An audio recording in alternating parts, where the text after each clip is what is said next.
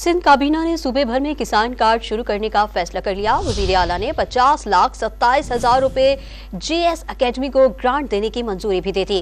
काबीना ने intra district peoples bus service के 52 करोड़ 21 लाख रुपए के अखराजात भी मंजूर कर लिए हैं। मजीद तफसीलात जानते हैं डॉन न्यूज के नुमाइंदे खावर हुसैन से। जी खावर, किसान कार्ड के हवाले से मजीद आगाह कीजिएगा और बताइएगा कि काबीना में मजीद क्या फैसले किए गए हैं।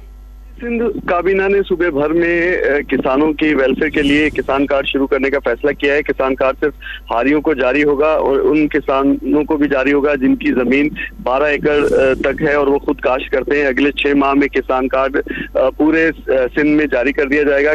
गंदम की खरीदारी में किसान कार्ड रखने वालों को तरजीह दी जाएगी और किसी भी कुदरती आफत की सूरत में किसान कार्ड के जरिए हारियों की मदद की जाएगी।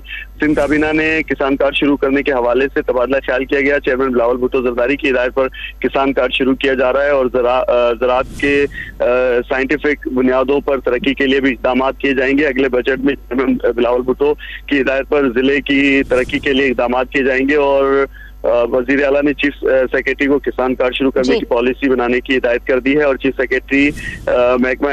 ठीक है खावर हुसैन, हमें तफसीलात से आगाह कर रहे थे, आपका शुक्रिया।